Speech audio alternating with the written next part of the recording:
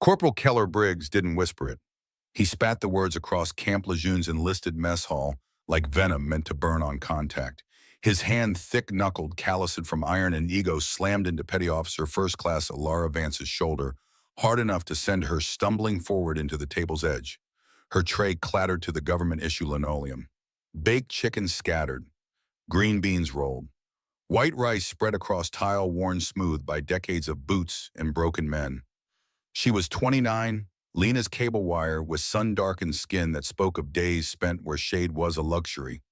Her hands told stories, if you knew the language, scar tissue across knuckles that had met bone and concrete calluses in places that suggested intimacy with weapons. In rough rope, a crescent-shaped mark on her left forearm that caught the harsh fluorescent light.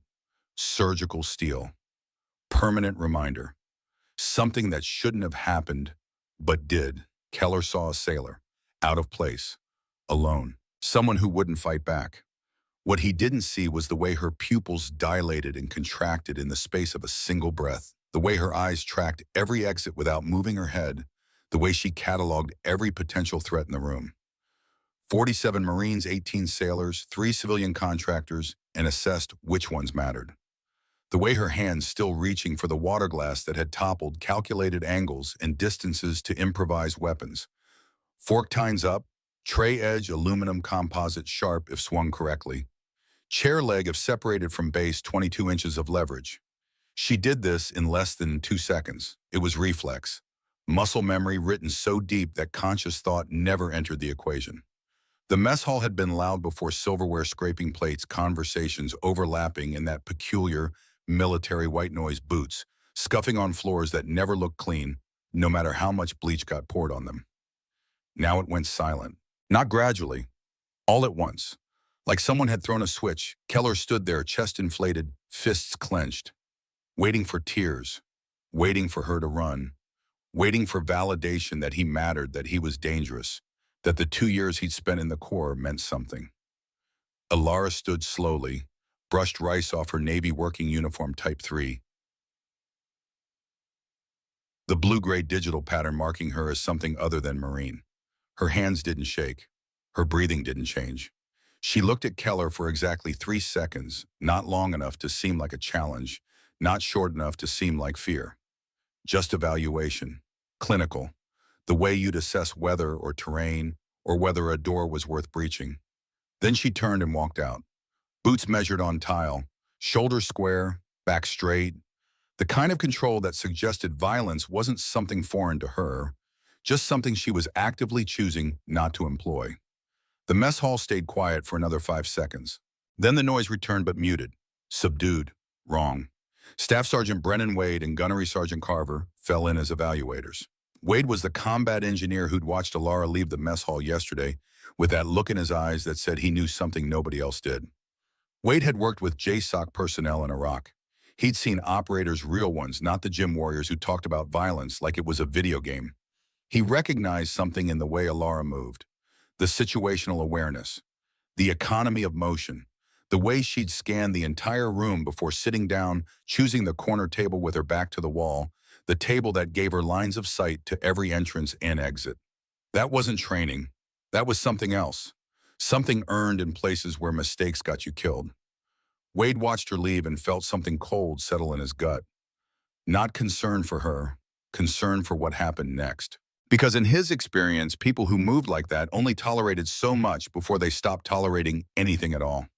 Kingman, Arizona smelled like creosote and gunpowder and a future that never quite arrived. The town squatted in the high desert where Route 66 died its slow death surrounded by mountains. Summer heat turned the air into something you could chew.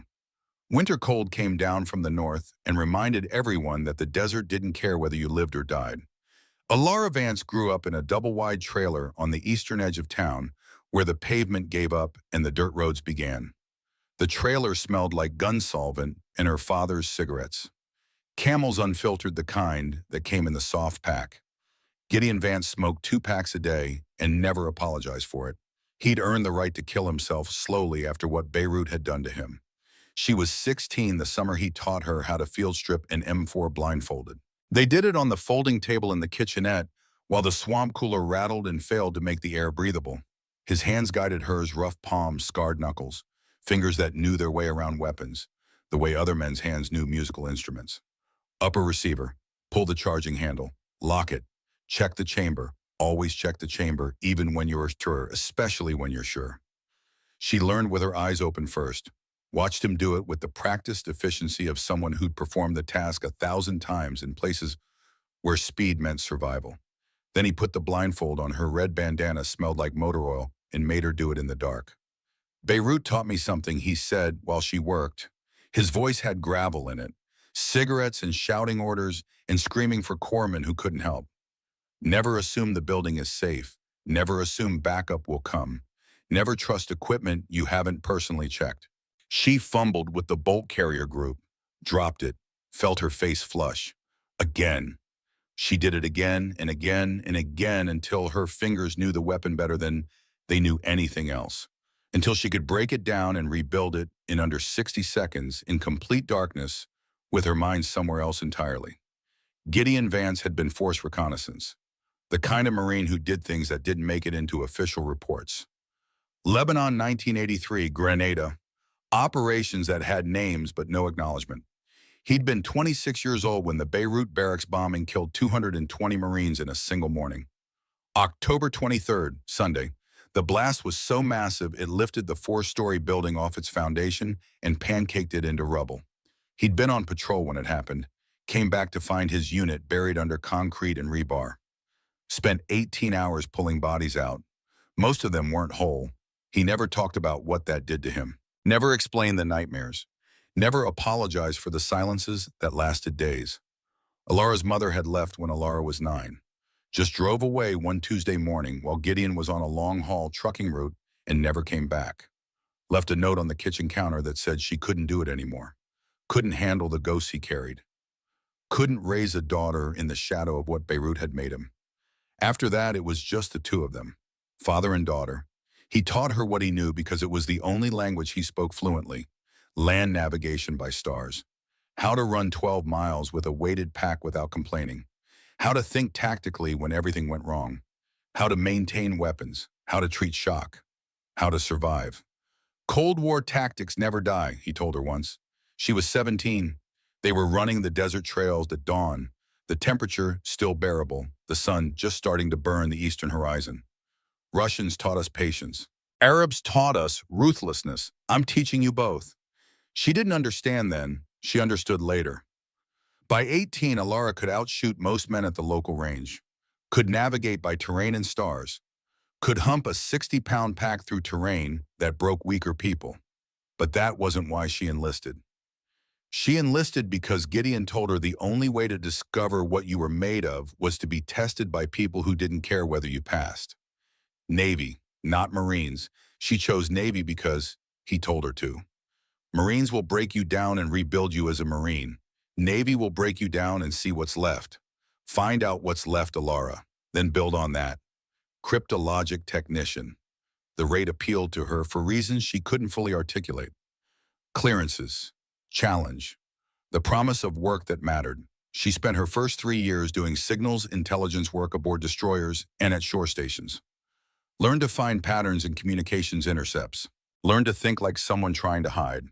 Learned to recognize what didn't belong. She was good at it. Better than good. Natural. That was when they found her, or she found them. The line was blurry. The 2 men who showed up after the training evolution didn't give their full names. Just rank and department. The department was one of those alphabet combinations that sounded official, but meant nothing if you didn't have clearance to know what it really represented. They waited until she was alone. Night watch. Communications center aboard the USS Michael Murphy DDG-112 somewhere in the Mediterranean on a deployment that was supposed to be routine. She just identified a pattern in intercepts that 3 senior analysts had missed chatter indicating a planned attack on a diplomatic convoy in Benghazi. The kind of detail that saved lives but never made headlines. The men wore civilian clothes. One was maybe 40, lean and weathered. The other younger, early 30s with eyes that never stopped moving. They had the look, the one you couldn't describe but recognized once you'd seen it enough. Operators, people who did things in places that didn't officially exist. You're good at finding things people don't want found, the older one said. Not a question, statement of fact. Part of the job, Alara said. We're looking for people who want to do work that matters. Work that will never appear in any official record. Work that will test every assumption you have about your own limits. She should have asked questions. Should have wanted details.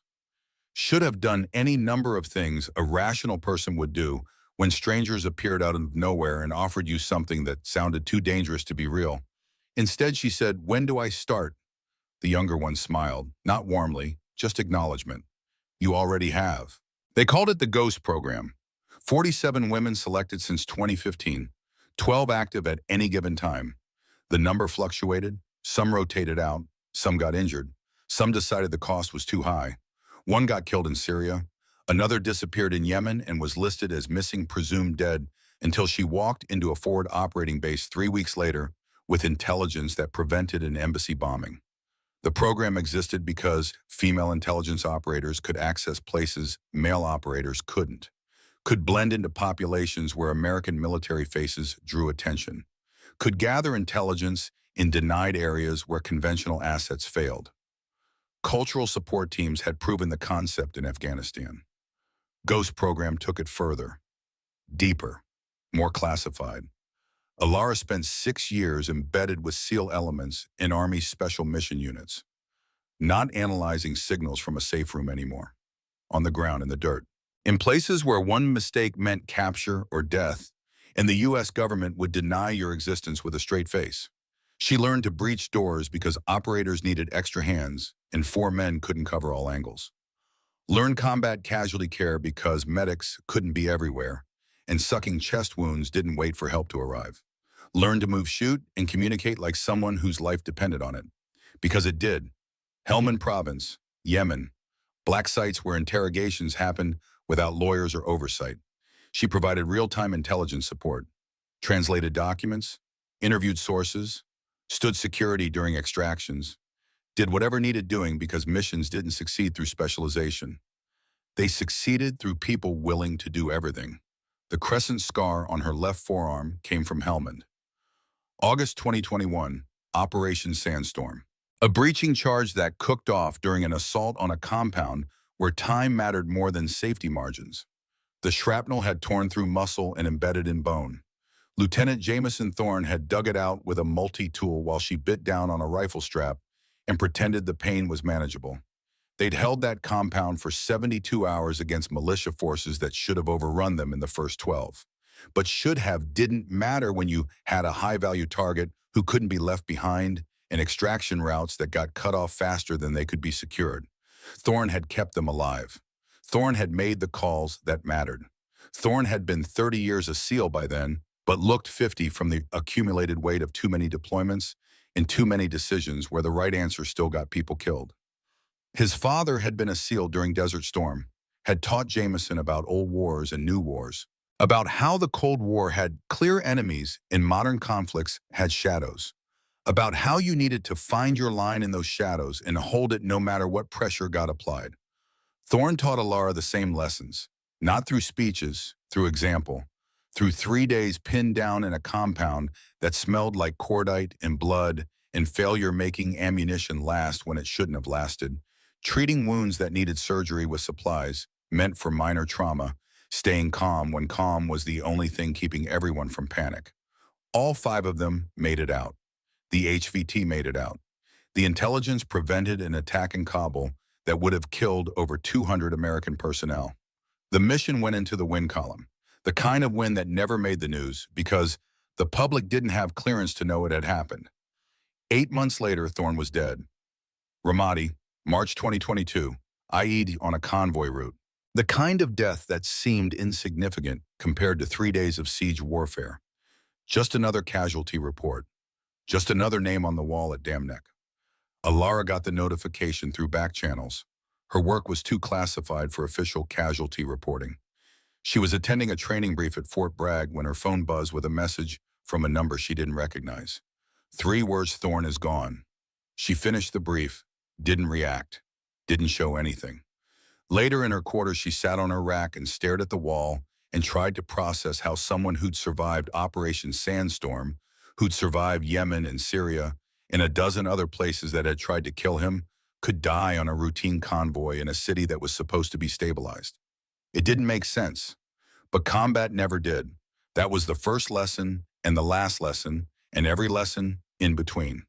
She requested rotation out of the JSOC detachment 6 weeks later. Told her handler she was done operating in places that didn't officially exist, done carrying secrets that required her to lie about what she'd done and where she'd been, done being a weapon. They processed her transfer with a cover story about training liaison duties, sanitized her service record, scrubbed the Ghost program references, sent her to Camp Lejeune with orders that made no sense to anyone who read them, and instructions to keep her head down. The deal she made with herself was simple. Do administrative work nobody cared about. Don't draw attention. Don't use the training. Don't be the thing they turned her into. Try to be normal until her 20 years were up and she could disappear into civilian life, where threats didn't need to be assessed and every room didn't need to be scanned for exits. She'd made a promise in that Hellman compound during the 72 hours when survival seemed unlikely. If I make it out of this, I'll try to live as something other than a weapon. Thorne had heard her say it, had nodded, had told her that was the right line to hold. Then Keller Briggs decided she needed to be put in her place. Camp Lejeune in August pressed down like wet wool soaked in regret. The heat wasn't dry like Kingman.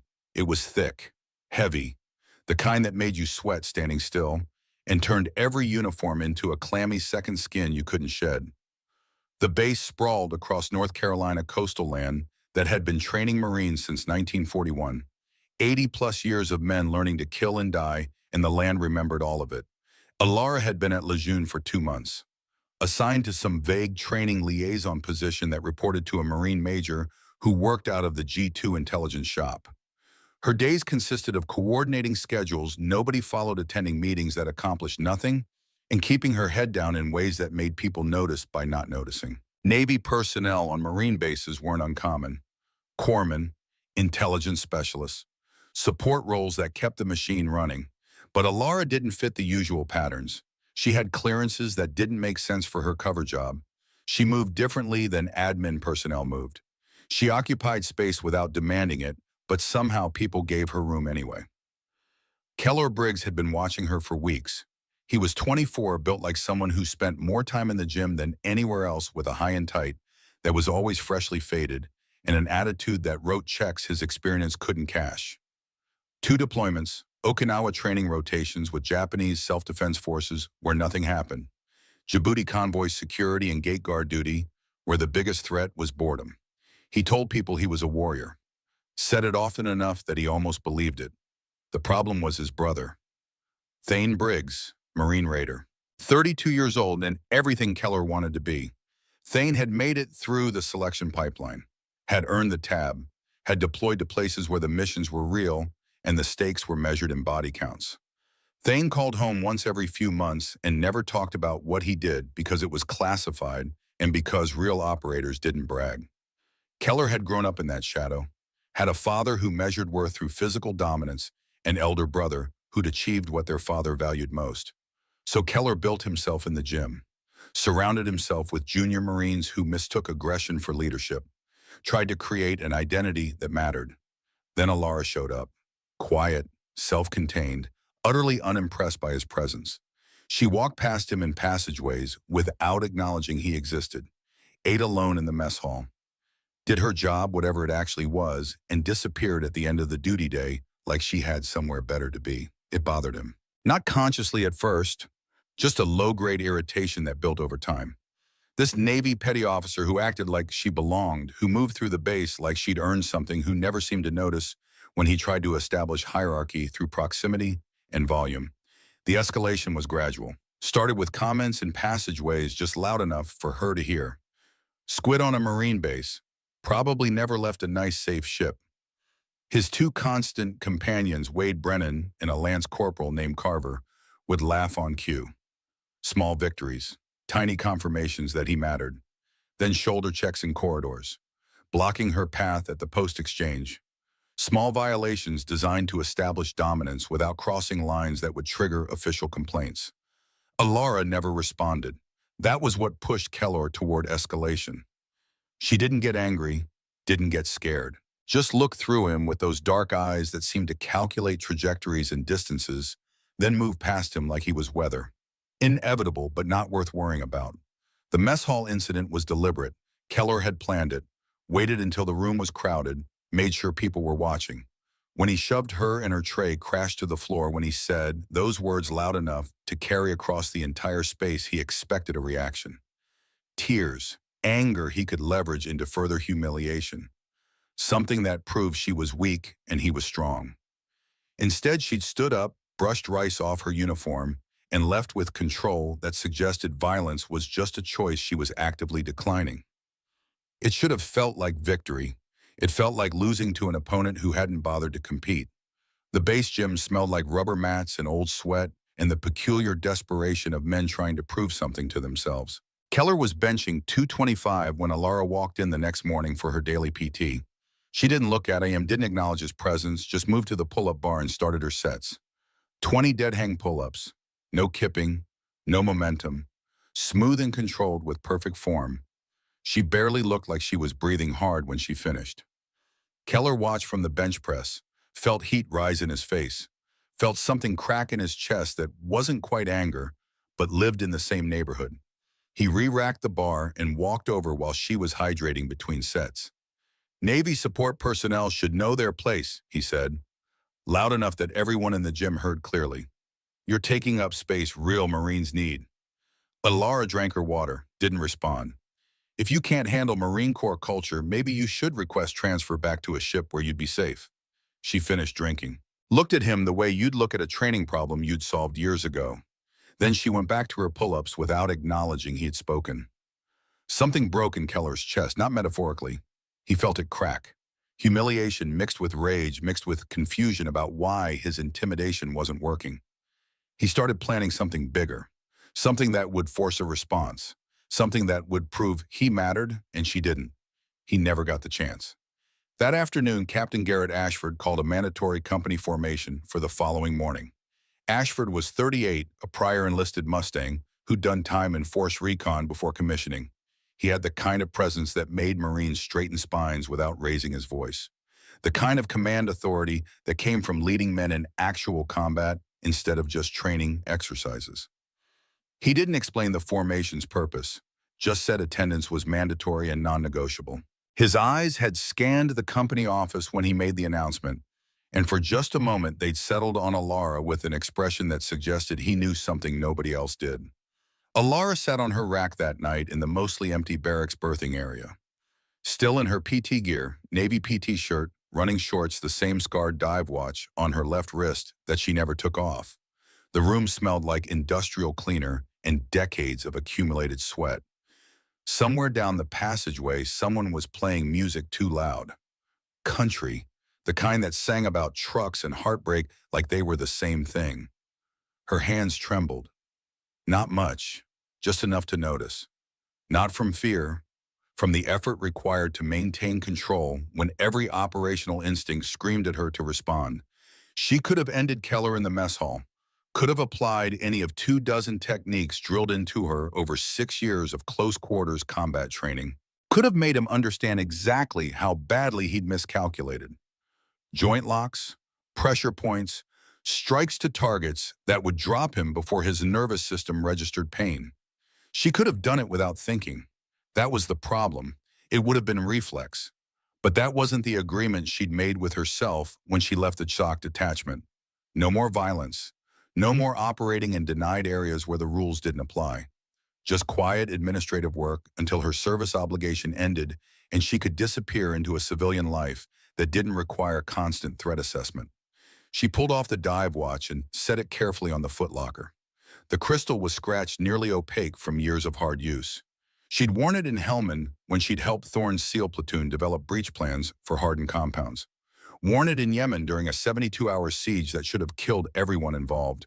Worn it in Ramadi the day she got word that Thorne was dead. Thorne used to tell her that the hardest part of their work wasn't the danger. It was coming back afterward and pretending you were normal.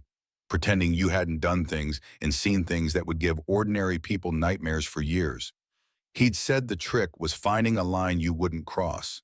some boundary that defined who you were beyond the operational requirements. Hold that line no matter what pressure got applied. She'd thought walking away from JSOC was that line. Thought that if she could just be a regular petty officer first class doing regular liaison work, she could bury Helmand and Yemen deep enough that they wouldn't matter anymore. But Keller had dragged it all back to the surface. Not because he'd hurt her. She'd taken worse from actual enemies in actual combat zones, but because he'd made her visible, made her a target. And the worst part was knowing that if she defended herself properly, if she showed even a fraction of what she was trained to do, questions would get asked. Her file would get pulled. The real one, not the sanitized cover version. And the carefully constructed story about training liaison duties would collapse. JSOC would get involved. The Ghost program would get exposed. And 12 female operators still deployed in denied areas would have their covers compromised because one Marine with an ego problem had pushed too far. Her phone buzzed. Screen lit up with a message from a number that showed all zeros. Encrypted, secure, the kind of message that didn't exist after you read it. Ghost 7. Maintain cover. Active ops depend on you. JSOC actual. She read it twice. Then it disappeared. Just text that had never been sent to a phone that had never received it. Plausible deniability all the way down. So now she knew. This wasn't just about her anymore. Keller Briggs, in his infinite wisdom and microscopic awareness, had picked a fight with someone whose exposure could compromise ongoing operations across 3 continents. Could get people killed. Real people doing real work in places where mistakes were measured in body bags. She lay back on the rack and stared at water-stained ceiling tiles. Tomorrow there was a company formation. Captain Ashford was planning something. She'd seen it in his eyes when he'd posted the formation notice. The way he'd looked at her. Recognition. Understanding. The expression of someone who knew what operators looked like and had identified one trying to hide. Whatever was coming would force decisions she'd hoped to avoid. For Thorne, she thought. For the promise made in that Helmand compound during 72 hours that should have ended her. If she survived, she'd try to live as something other than a weapon. But maybe weapons didn't get to choose. Maybe once you'd been forged in that particular fire, the shape was permanent. Maybe the best you could do was point yourself at worthy targets and hope the collateral damage was minimal. She closed her eyes and waited for dawn. The music down the passageway changed to something older. Classic rock. A song about holding on loosely but not letting go. The kind of wisdom that sounded profound until you tried to apply it to life and death decisions in places where holding on meant survival and letting go meant failure. Tomorrow would tell her which one mattered more. Tomorrow would show her whether the line she'd drawn was real or just another lie she'd told herself to make the weight bearable. Tomorrow Keller Briggs would learn what it meant to pick a fight with a ghost. The company formation assembled at 0800 on a Thursday that came in cool and overcast. The kind of morning where the Carolina humidity hadn't yet decided whether it would suffocate everyone or just threaten to. 140 Marines stood in ranks on the company parade deck, a stretch of asphalt that had seen thousands of formations just like this one, where careers got made or broken, and nobody really knew which until it was too late to matter. Captain Garrett Ashford paced in front with his hands clasped behind his back. He was 38 but moved like someone older carrying the accumulated weight of decisions made in places where wrong answers got people killed. Prior enlisted, force recon. The kind of officer who'd earned his commission through blood and time instead of college applications and family connections. His presence made Marines straighten spines without him saying a word. Alara stood in the back rank wearing her Navy working uniform Type 3. The blue-gray digital pattern marked her as something other than Marine. Different. She kept her face neutral. Eyes forward, shoulders squared. Everything about her posture said she was just another body in formation. Nothing special, nothing worth noticing. But Ashford noticed. His eyes found her immediately when he turned to address the company. Just a flicker of recognition. Just enough to confirm what she'd suspected last night. He knew. Maybe not everything, but enough. Certain behaviors have come to my attention, Ashford said. His voice carried across the formation without him raising it. The kind of command presence that came from leading men who trusted you to keep them alive. Behaviors that violate basic standards of discipline and respect. behaviors that would get people killed in combat and embarrass this company in garrison. The formation stayed silent. Nobody fidgeted, nobody coughed. When Captain Ashford talked, you listened. Those behaviors will be addressed through immediate action. Starting now. He paused. Let the words settle. We're conducting a compressed 3-day field assessment, leadership evaluation. You'll be tested on everything from land navigation to tactical decision-making under pressure, combat casualty care, small unit leadership, physical endurance, mental resilience. Murmurs rippled through the ranks, quickly suppressed but present. 3-day assessments weren't normal. 3-day assessments meant something had gone wrong and someone was about to pay for it. Results will become part of your permanent service records, Ashford continued. They will influence future assignments, promotions, schools, everything that matters to your career. Another pause. I expect Lance Corporal Keller Briggs to volunteer, given how vocal he's been about standards and warrior culture. Every head in the formation turned slightly, not obviously, just enough, looking for Keller. He stood 3 ranks forward, 2 positions left, his face flushed red, jaw clenched, fists balled at his sides. He couldn't back down, not in front of the entire company, not after everything he'd said about being a warrior, about standards, about how some people didn't belong. Yes, sir, he said, voice tight. I volunteer. Outstanding, Ashford said. I need 9 more volunteers, senior lance corporals, junior NCOs, anyone who thinks they're ready to prove what they're worth. 7 Marines stepped forward immediately, the kind who were always first to volunteer because they believed in testing themselves or because they were too stupid to know better. The line between courage and ignorance was thinner than most people admitted. Ashford scanned the remaining ranks. Then his eyes settled on Alara again. I'm also specifically requesting Petty Officer First Class Alara Vance participate as both evaluator and participant. The formation went dead silent, not the kind of silence that comes from discipline, the kind that comes from confusion. Navy petty officers didn't participate in Marine leadership assessments. Navy petty officers sure as hell didn't evaluate them.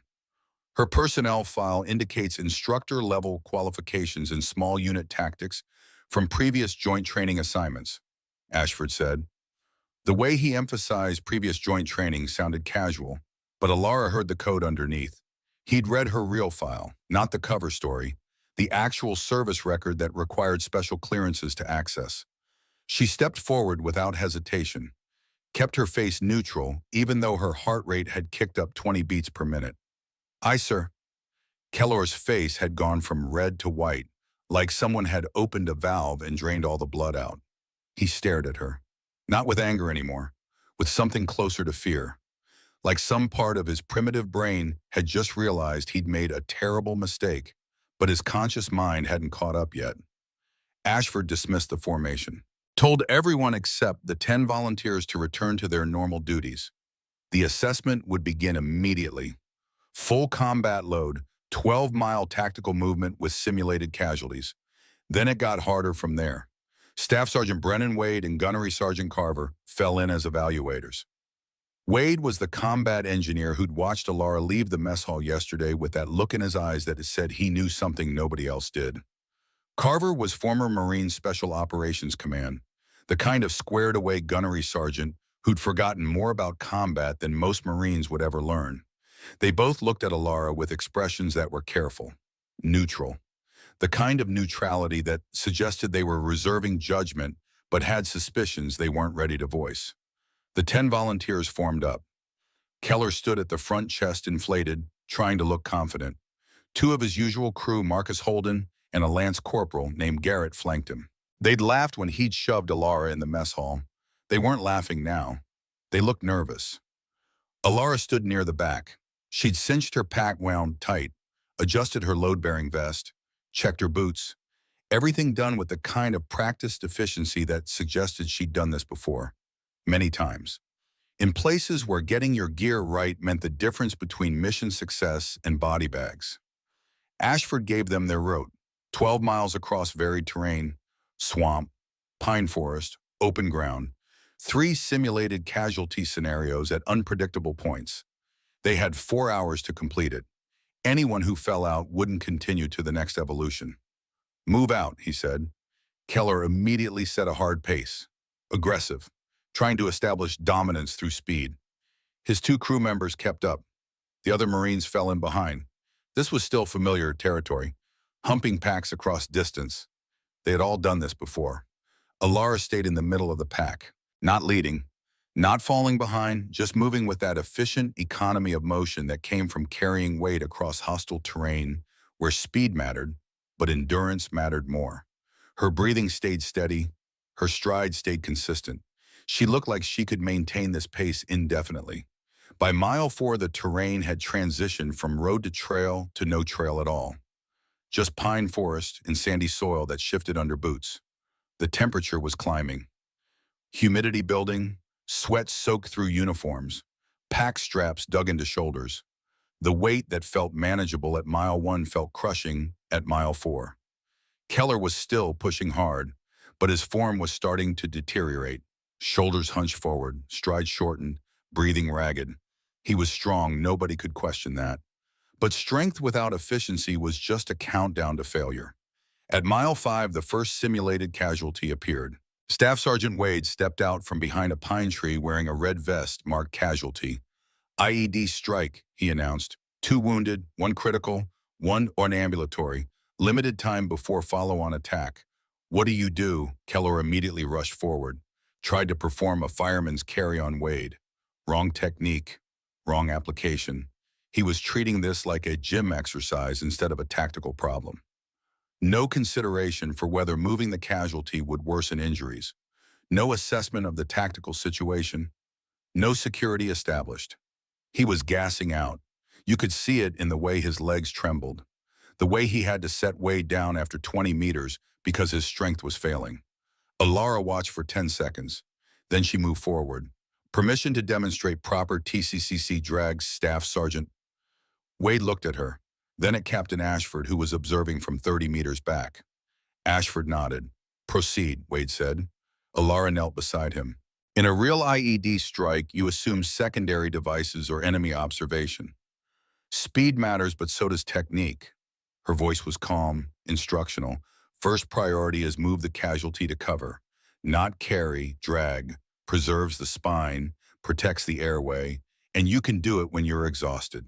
She demonstrated, grabbed Wade's load-bearing vest by the drag handle, kept low, pulled him 20 meters to a depression behind a fallen log that provided cover and concealment.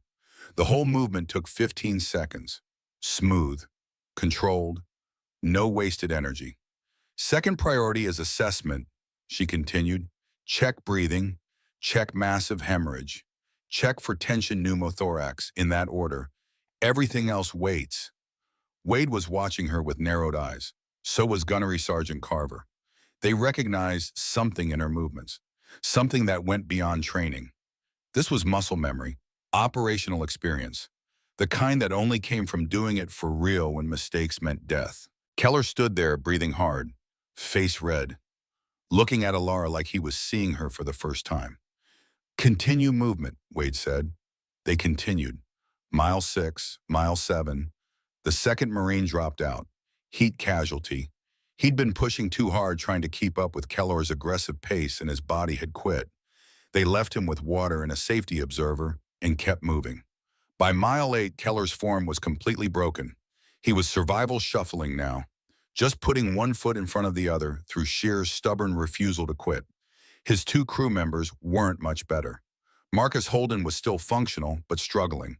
Garrett looked like he was about to vomit. Alara hadn't changed pace once, hadn't altered her breathing, hadn't adjusted her stride. She moved like someone who'd done this, carrying heavier loads across worse terrain, in places where falling behind meant getting left behind permanently. At mile 10, the 3rd Marine dropped. Then the 4th. Just couldn't keep moving. Bodies don't negotiate. When they're done, they're done. By mile 12, only 6 of the original 10 were still functional. Keller finished. Barely. Bent over with his hands on his knees, dry heaving, looking like death. His crew members collapsed on the ground. 3 other Marines were in similar shape. Alara walked across the finish line looking like she was ready to continue for another 12 miles. She found shade, drank water, stretched, waited. Staff Sergeant Wade walked over to Gunnery Sergeant Carver. They stood close enough that their conversation wouldn't carry, but Alara could read their body language. Wade said something. Carver nodded, looked at Alara, back to Wade, said something that made Wade's expression tighten. They knew, or at least they suspected. You didn't move it like that without operational experience. You didn't maintain that kind of efficiency without having done it in places where the movement was real and the consequences were permanent. Captain Ashford gave them 15 minutes to hydrate and recover. Then he announced the next evolution: tactical problem solving, building clearance, limited intelligence. They'd need to plan and execute. This was where things would get interesting. This was where experience separated from bravado. Keller immediately tried to take charge. He was standing now, still breathing hard, but trying to project authority. Okay, listen up. We need to move fast. Speed and aggression. That's how you win. He started issuing orders based on action movies instead of doctrine. We rush the door. I go first. Wade, you are behind me. Everyone else follows close. We flood the room, overwhelm any threats through violence of action. It sounded good if you didn't know any better. It sounded like every military movie ever made. It would get everyone killed in about 30 seconds if this was real. What about fatal funnels? One of the other Marines asked. Lance Corporal Reed, young, smart enough to ask questions. What about them? Keller shot back. Doorways are fatal funnels. We stack up outside the door, we're bunched. One grenade kills everyone. We rush through the door, we're silhouetted, makes us easy targets. Keller waved him off. Speed negates that. We move too fast for them to react. Alara watched this disaster develop for 2 minutes. Watched Keller ignore basic tactical principles. Watched him treat this like a Hollywood sequence instead of a doctrinal problem with doctrinal solutions. She could let it play out, let him fail. But 12 other operators were depending on her cover staying intact, and you didn't maintain cover by showing up competent Marines through silence. May I make a recommendation, Staff Sergeant, she said, looking at Wade. Wade glanced at Captain Ashford. Ashford nodded. Proceed, Petty Officer. Alara found a clear patch of dirt, used a stick to sketch the building layout they'd been given. 4-man stack on the left side of the door, not centered. Fatal funnel is here. She marked an X. Anyone standing there when the door opens is in the kill zone. She drew clean lines, precise angles. Support by fire position here. Elevated if possible. Overlapping field of fire covers this angle and this angle. They can see the door, but they're not exposed to it. Her stick moved with certainty. Breach team enters in sequence. First man button hooks left. Second man button hooks right. Never cross the center of the doorway. That's the fatal funnel. You clear near corners first. Weapons up. Verbal communication. Clear left. Clear right. Everyone knows the status. She referenced MCWP 335.3 from memory. Marine Corps warfighting publication. Military operations on urbanized terrain. The doctrine manual that everyone was supposed to know, but most people had only skimmed. She quoted page numbers, section headings, specific techniques. This is progressive clearing, room to hallway to next room. You maintain the security throughout. You don't rush. You move with purpose, but you don't sacrifice security for speed because speed gets you killed. She explained angles of attack, overlapping fields of fire, how to minimize exposure while maximizing coverage. She talked about how her father had learned this from Beirut, how fatal funnels had killed 220 Marines in one morning when the barracks building collapsed, how they'd studied that failure, learned from it, built doctrine to prevent it from happening again. We don't repeat mistakes, she said. That's what doctrine is for. When she finished, the dirt held a tactical plan that was textbook perfect. Not because it was complicated, because it was simple. Because it prioritized the principles that mattered. Security, communication, progressive movement, all the things that kept people alive when the buildings had bad guys inside them.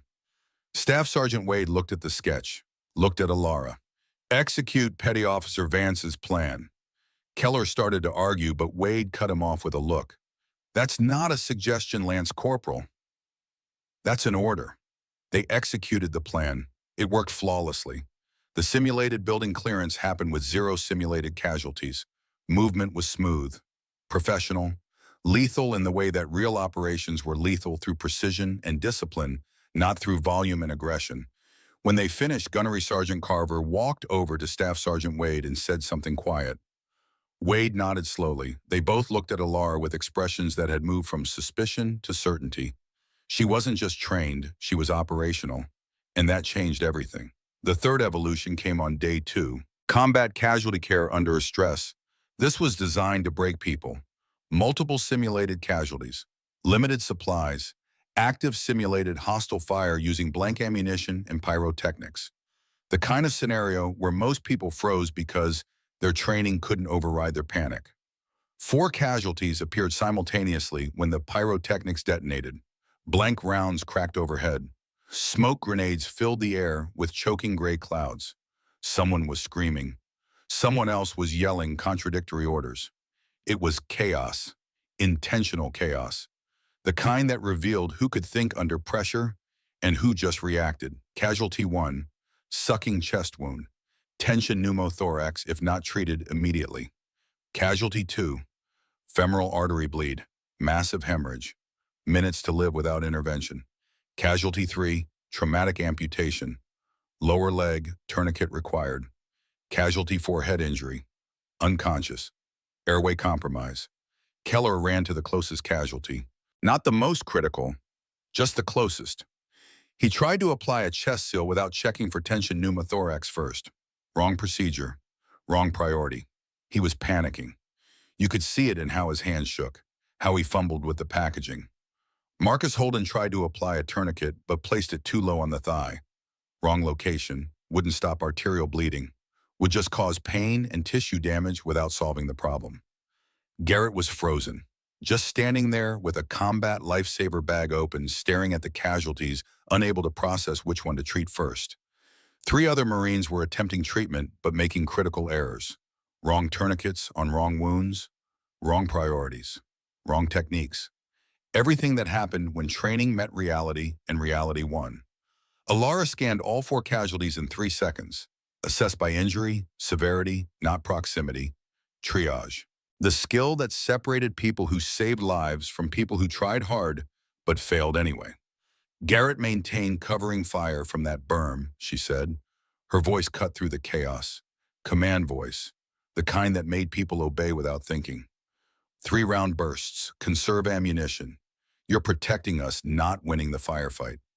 She moved to casualty 1, the tension pneumothorax. Shoved Keller aside, not roughly, just firmly. Step back, watch.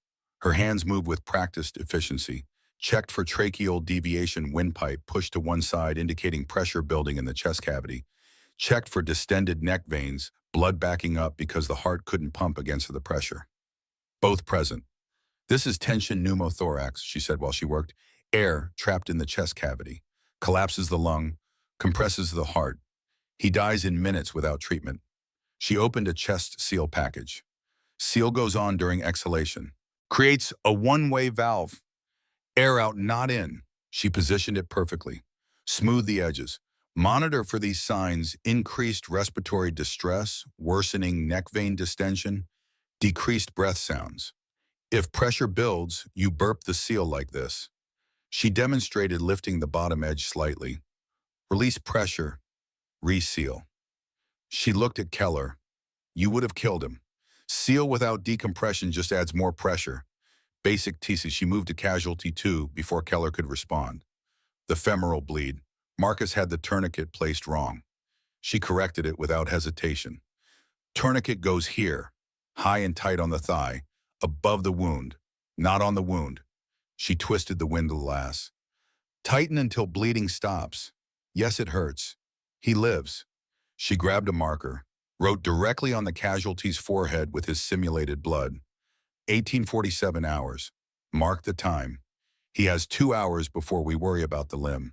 Life over limb, always. Casualty 3. The amputation. She checked the tourniquet Marcus had applied earlier. Good placement, Arcus. Tighten 2 more clicks. She pulled combat gauze from her kit. Packed the wound. Direct pressure. Don't be gentle. Push until the bleeding stops. Casualty 4. Head injury. She checked airway, breathing, circulation, all adequate for now. Recovery position, monitor responsiveness every 5 minutes. He's stable. These three weren't. The entire casualty treatment had taken 4 minutes. All 4 casualties stable. All critical interventions performed correctly. And she'd done it while blank rounds cracked overhead and pyrotechnics detonated, and someone was still screaming contradictory orders. But there was one moment, just one, where her hands had moved to a position that wasn't in the standard TCCC manual. A technique for treating casualties in confined spaces. A SEAL team's specific procedure used when you couldn't lay someone flat because you were in a tight corridor or a vehicle and space was limited. She'd done it without thinking. Muscle memory. Staff Sergeant Wade saw it. So did Gunnery Sergeant Carver. They locked eyes. That wasn't something you learned in a classroom. That was something you learned downrange, in actual combat, with actual casualties who needed actual treatment or they'd actually die. Keller was sitting in the dirt, watching Alara work. Something had broken in his worldview. You could see it happening in real time. The realization that he'd assaulted someone who'd actually been there, who'd done the things he only imagined, who'd operated at a level he couldn't begin to comprehend. When the evolution ended, all 4 casualties were marked as saved, 0 preventable deaths, textbook execution under maximum stress. Gunnery Sergeant Carver walked over to Captain Ashford. They had a conversation that lasted 30 seconds. Ashford's expression didn't change, but his eyes shifted to Alara and stayed there for a long moment. Then he nodded. The 4th evolution was the Crusher, 24-hour patrol-based defense, no sleep, continuous security, leadership rotations, planning, execution, everything that mattered in combat compressed into a single day and night where exhaustion became the enemy and mistakes multiplied exponentially. By hour 6, Keller was making decent decisions. His initial defensive positions were solid. He understood basic principles. He'd clearly studied, but studying and doing were different, and the gap between them widened as the hours accumulated. By hour 12, his decisions were slowing. He forgot to rotate security properly. Left one Marine on watch for 3 hours straight. That Marine missed threats he should have caught because his attention had eroded, and attention was the only thing that mattered. Alara stepped in quietly. Daniels has been on watch for 3 hours. He needs rest or he'll miss something that kills us. Keller nodded, adjusted. He was accepting her corrections now. The ego had cracked. Not broken, that would come later, but cracked enough that he could learn. By hour 18, Keller was making dangerous errors. He wanted to send a 2-man patrol without checking communications first. Alara stopped him. Comms check before movement. If they hit trouble, we need to hear it. He'd forgotten to pre-position casualty equipment. Alara corrected it. Bags go here at each fighting position. Not in the center where we can't reach them under fire. He was clustering personnel. Basic mistake. Alara fixed it. Spread out. 1 grenade shouldn't kill 3 Marines. By hour 22, Keller was barely functional, micro-sleeping, making decisions that would get everyone killed in a real scenario. He tried to reposition a machine gun team to a location with no cover and limited fields of fire. Just catastrophically bad judgment brought on by exhaustion. Alara intervened again. Repositioned the team properly, explained why. Keller didn't argue, just nodded and tried to stay awake. Wade watched all of this, watched how Alara stayed sharp through 24 hours of continuous operations while everyone else deteriorated. How she maintained situational awareness. How she caught mistakes before they cascaded. How she moved through the patrol base checking fighting positions with the practiced efficiency of someone who'd done this before. Really done this. In places where patrol bases got overrun and people died. At dawn hour 24, only 4 of the original 10 were still functional. Keller was one of them, but just barely, hanging on through sheer stubborn refusal to quit, even though his decision-making had failed hours ago. Marcus and one other Marine were in similar shape. Alara looked ready to continue indefinitely. Like this was just a training exercise, like she'd done this for 72 hours straight in places where the bullets were real and the consequences were permanent. Captain Ashford called Index, evolution complete. Everyone could stand down. The participants collapsed where they stood, too exhausted to move, too exhausted to care about anything except that it was finally over. Ashford told them to drink water, eat, get cleaned up. Formation in 2 hours on the parade deck. Everyone required to attend. No exceptions. When they formed up 2 hours later clean but still exhausted, there was someone new standing next to Captain Ashford. A Navy commander nobody recognized. She wore service dress whites with ribbons that told stories about places and operations that never made the news. Silver Star. Multiple bronze stars with V device for valor, Purple Heart, and several ribbons that looked generic but meant something specific if you had clearances high enough to know what they really represented. Naval Special Warfare insignia, the SEAL Trident. Commander Elizabeth Slate was 52 years old with iron gray hair pulled back in a regulation bun and eyes that had seen things most people couldn't imagine. She wore her authority quietly, didn't need to announce it, just stood there and everyone knew she was someone who mattered. Ashford dismissed everyone except the 10 assessment participants and the 2 evaluating NCOs. Once the parade deck cleared, Commander Slate walked directly to Alara. "Turn your head to the left, Petty Officer." Alara complied. The crescent-shaped scar on her left forearm became visible in the morning sunlight. Surgical steel. Permanent. Commander Slate nodded once. "Helmand, breaching charge, August 21." The participants looked confused. Exhausted and confused. Kellore's face had gone pale. Slate turned to address everyone. "I'm going to tell you about an operation that was classified until recently but has now been cleared for training discussion purposes." She paused. "Does anyone recognize the designation Operation Sandstorm?" Nobody did. Keller looked angry and exhausted and lost, like nothing made sense anymore. Helmand Province, August 5th through 8th, 2021. A 4-person SEAL element and 1 Navy intelligence specialist were inserted to extract a high-value target with intelligence on an imminent large-scale attack against U.S. forces in Kabul. Slate's voice was even, clinical, but the words carried weight. The mission was compromised. Local militia forces surrounded the compound and cut off all extraction routes. The team held defensive positions for 72 hours against numerically superior forces. Limited ammunition, no air support. She let that information settle. 72 hours?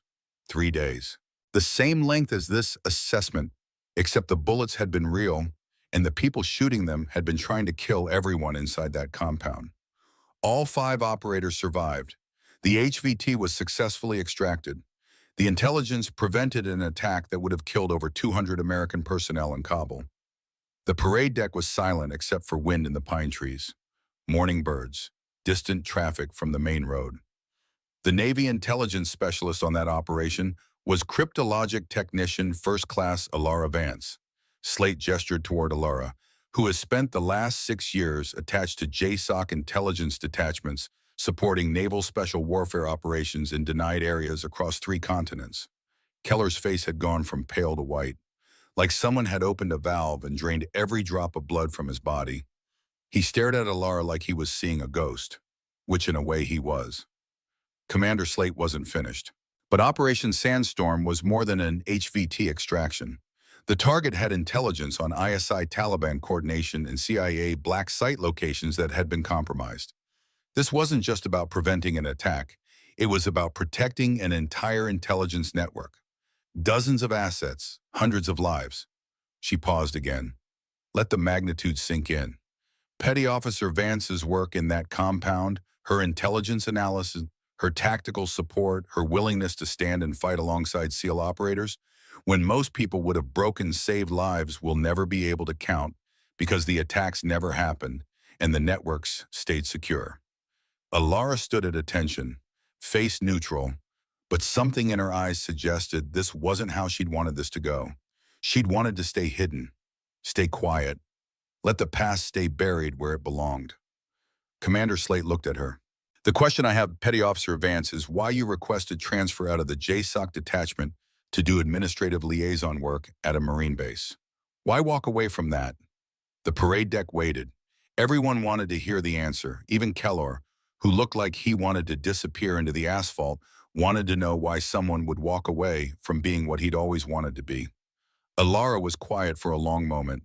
Then she spoke for the first time in 3 days. Her voice was steady, but there was weight underneath it. The kind that came from carrying things that didn't get lighter no matter how much time passed.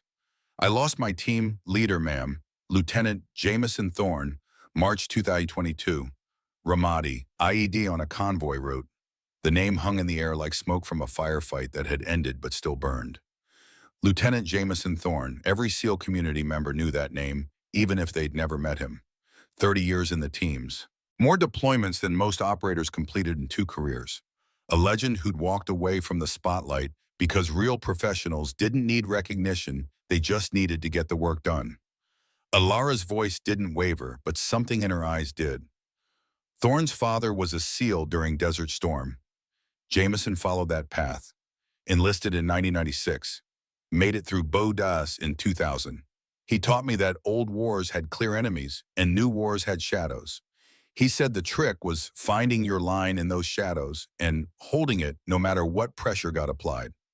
She paused, swallowed, continued. Helmand in August 2021 was my line. When we were surrounded in that compound, when 72 hours felt like 72 days, I told myself, if I survived, I'd stop operating in places that don't officially exist, that I'd try to live as something other than a weapon.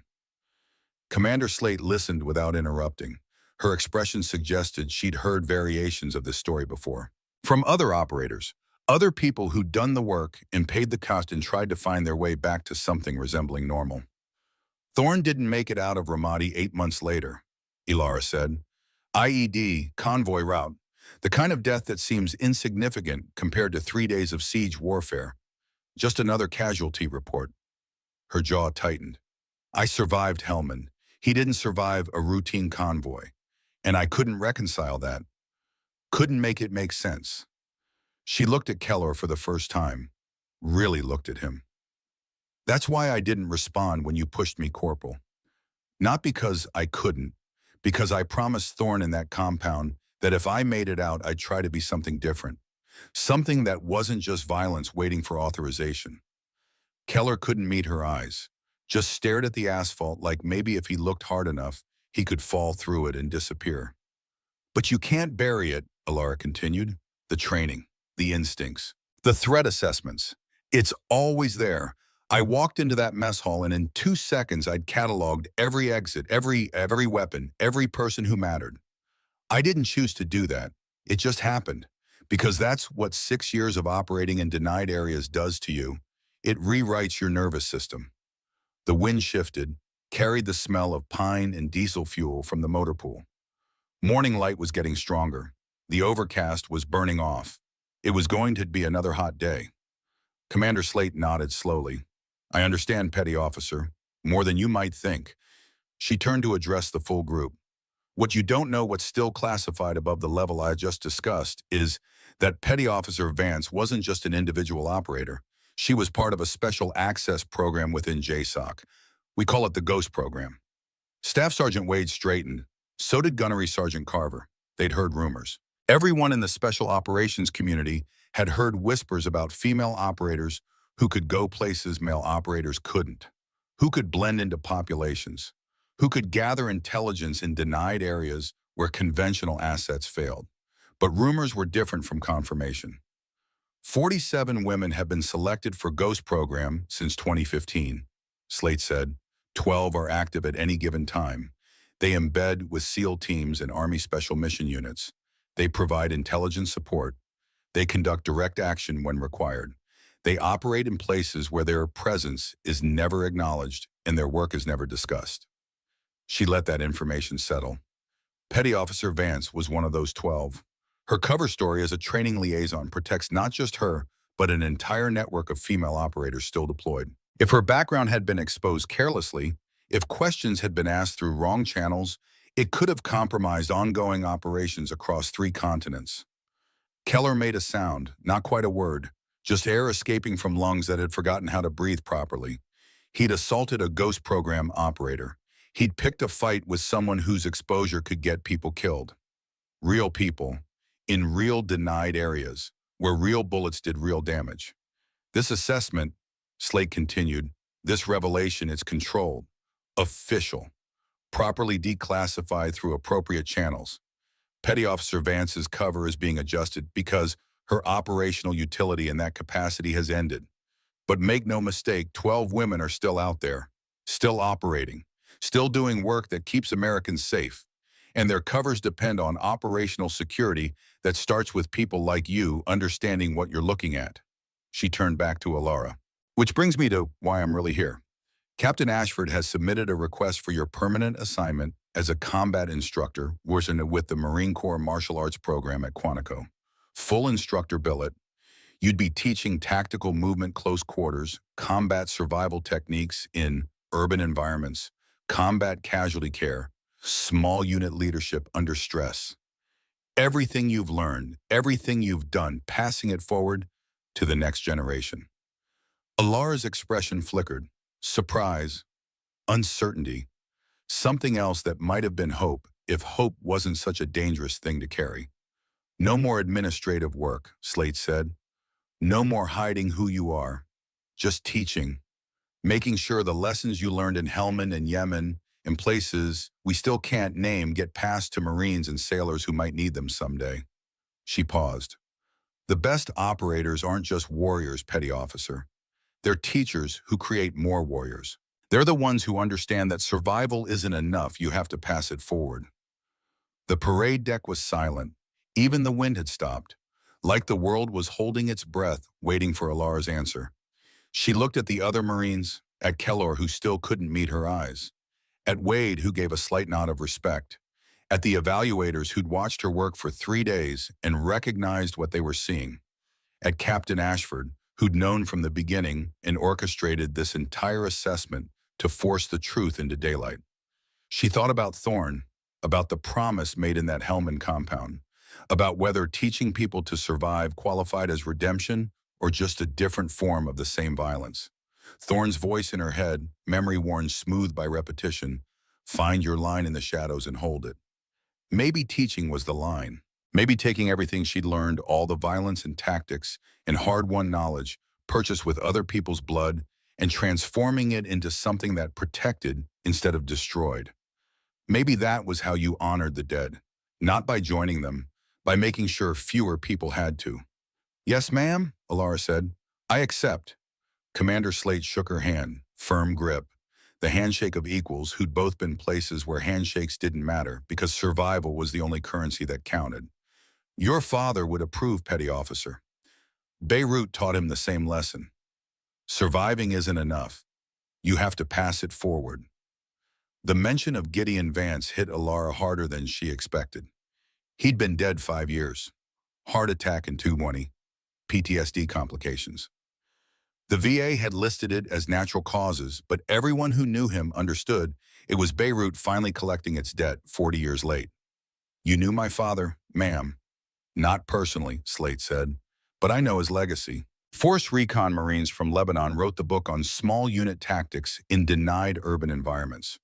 A lot of what we teach now comes from lessons they learned, often the hard way. She released Alara's hand. Orders will process within the week. Report to Quantico the Monday after you complete your transfer paperwork. Slate left without ceremony, just walked to a vehicle that had been waiting at the edge of the parade deck and drove away. No speeches, no fanfare. Real professionals didn't need either. Captain Ashford dismissed the formation. The exhausted Marines scattered toward their barracks, toward showers and racks, and the kind of sleep that came from 3 days of being tested in ways that revealed who you actually were instead of who you pretended to be. Kellor lingered, standing alone on the parade deck while everyone else left. He looked small suddenly. Not physically, he still had the gym-built physique, still had the muscles and the posture, but small in the way that mattered.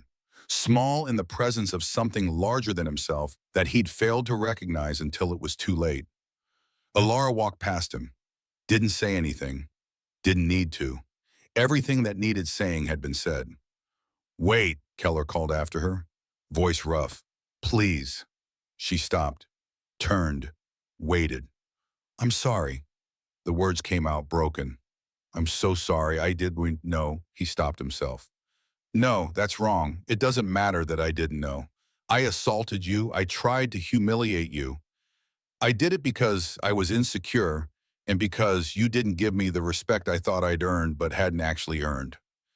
Alara watched him struggle with it, watched someone who'd built his identity on being tough, confronted with what real toughness looked like, and finding himself wanting. "I'm requesting transfer to a different company," Keller said. "Captain Ashford will approve it, but that's not enough. I know it's not enough. He swallowed hard. "Thank you for not ending me in the mess hall. I know you could have. I know that now." "Yes," Alara said simply.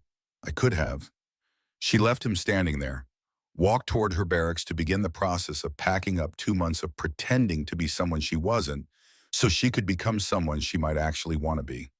The next 48 hours passed in that peculiar military blur, where everything happened too fast and too slow simultaneously.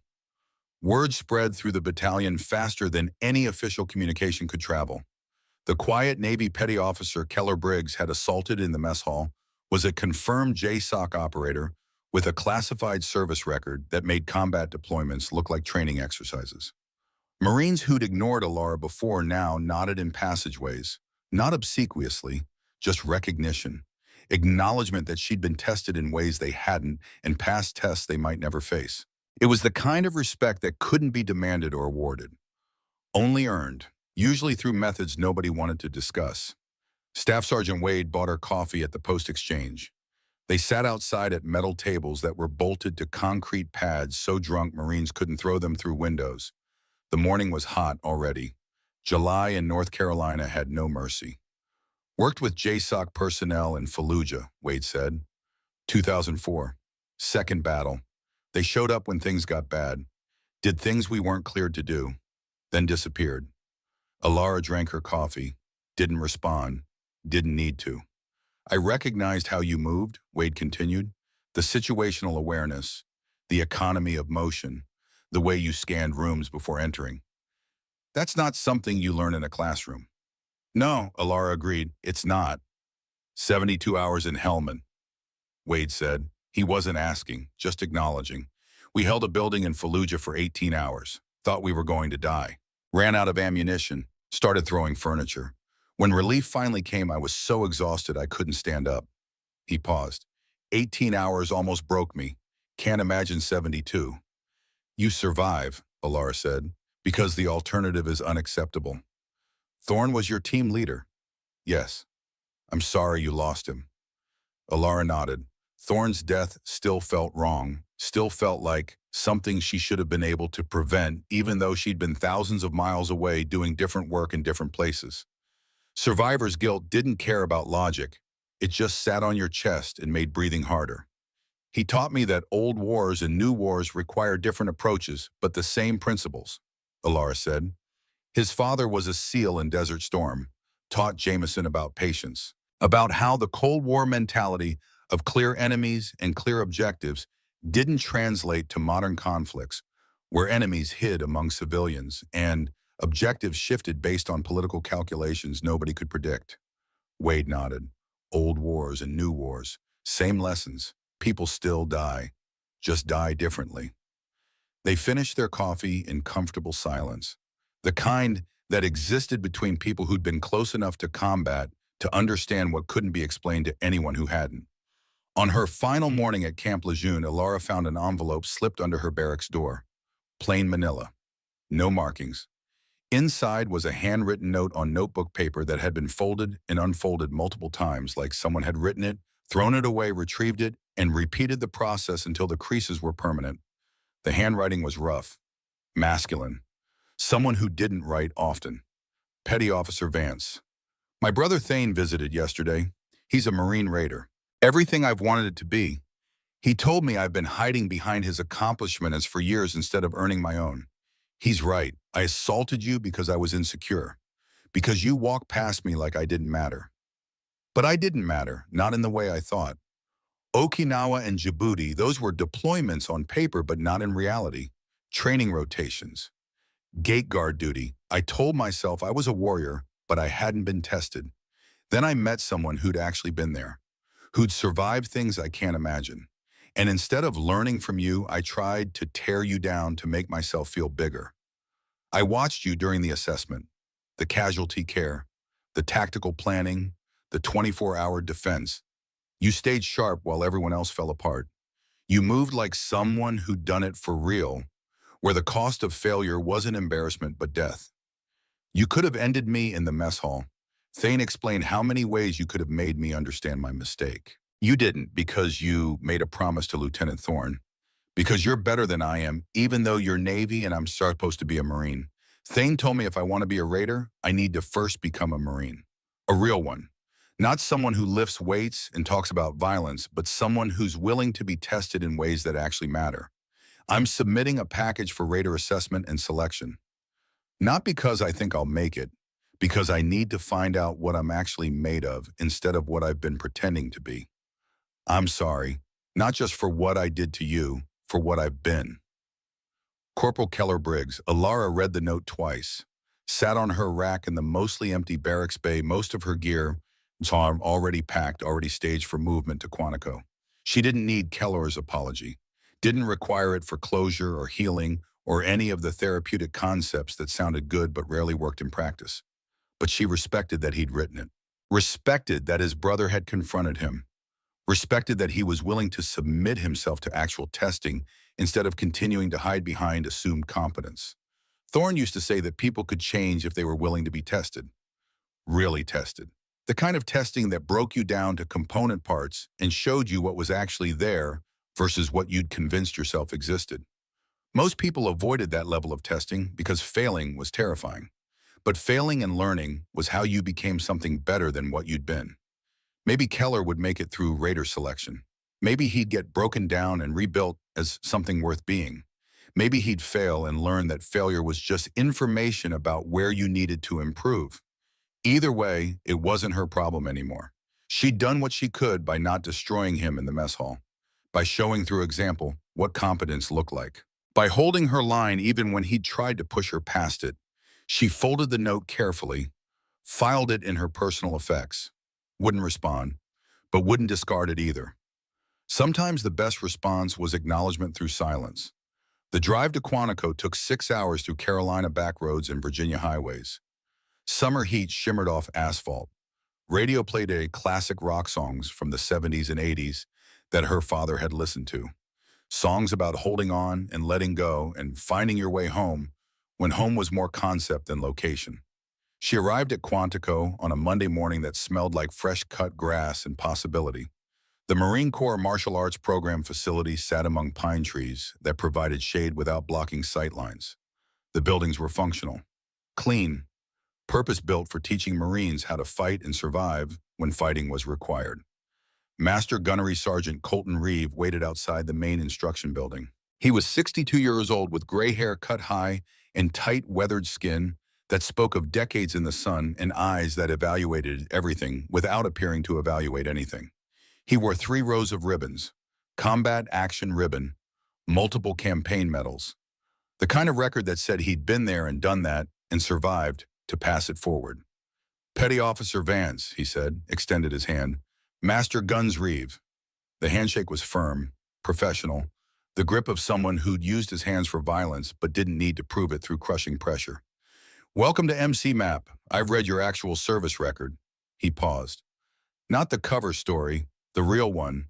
Ghost program, 6 years with JSOC, Operation Sandstorm. Impressive work.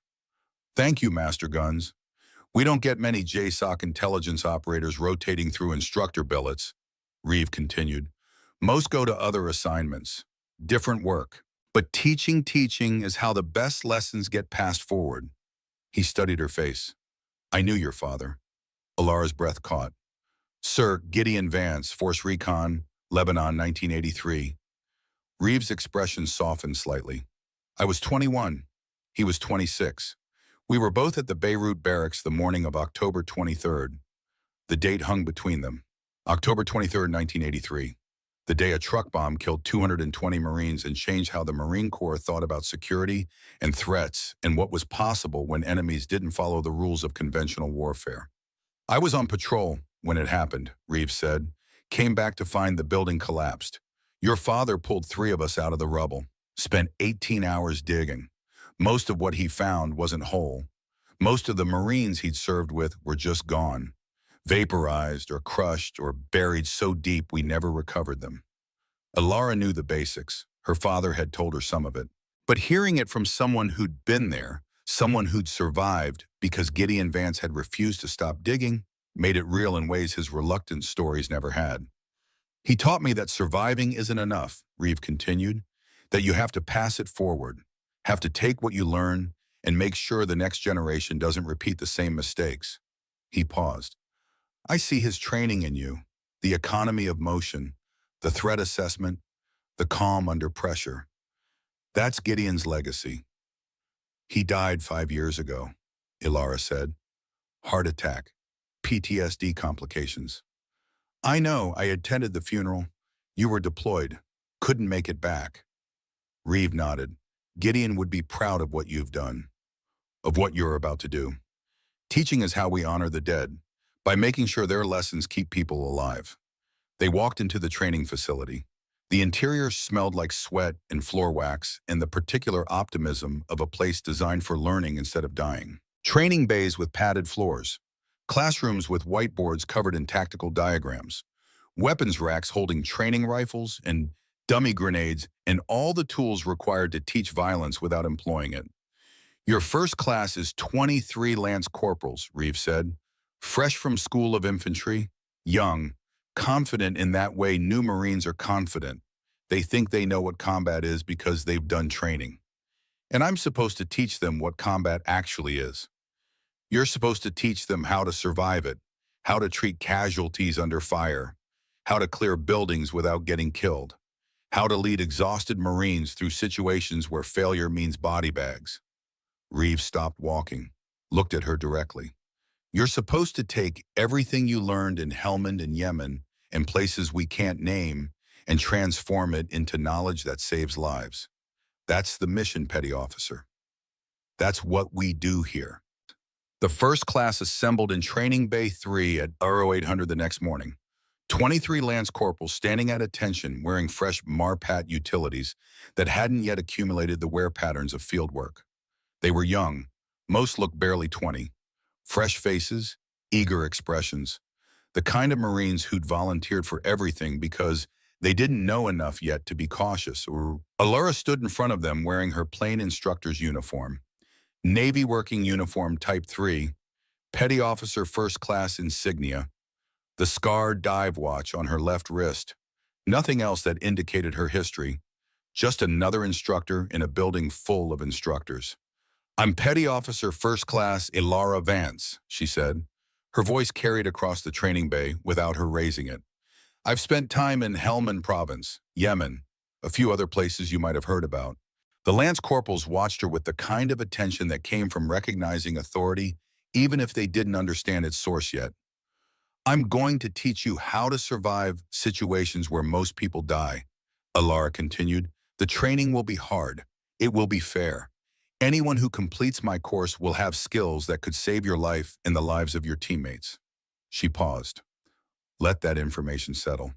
I don't care about your PT scores. Don't care about your rifle qual.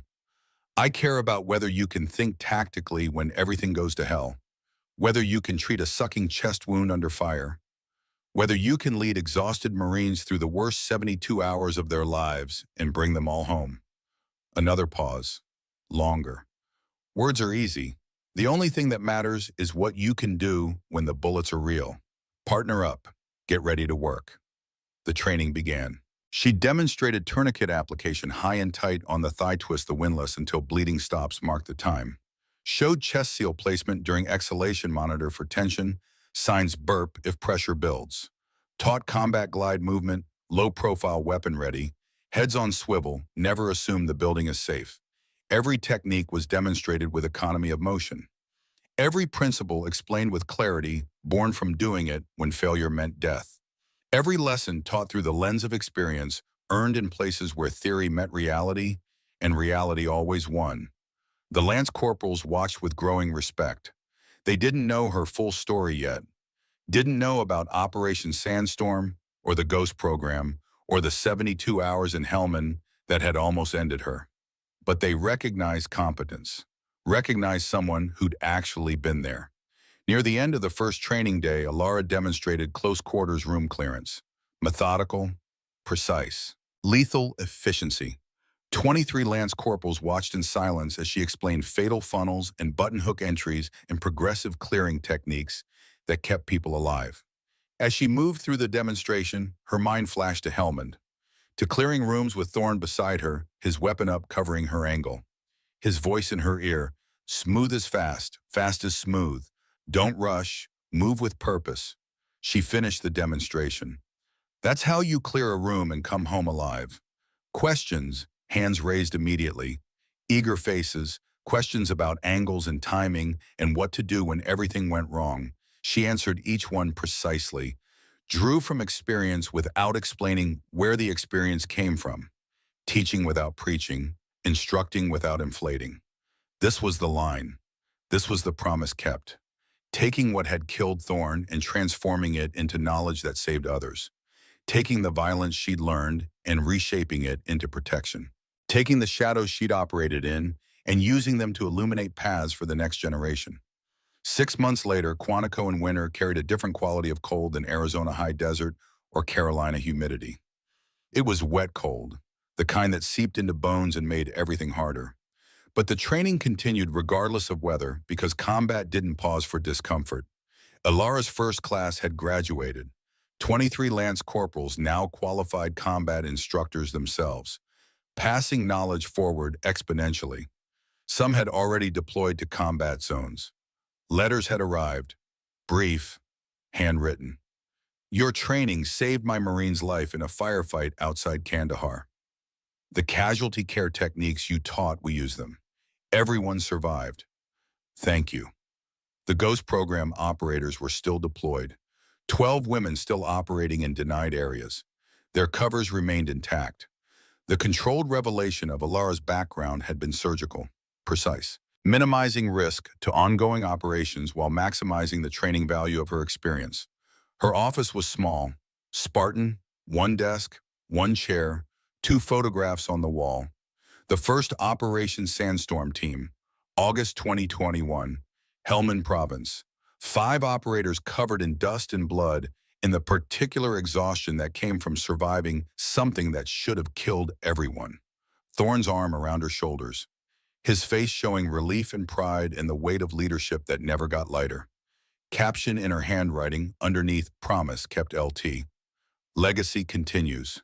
The second a young force recon Marine, 26 years old, standing in Beirut, Lebanon, 1983.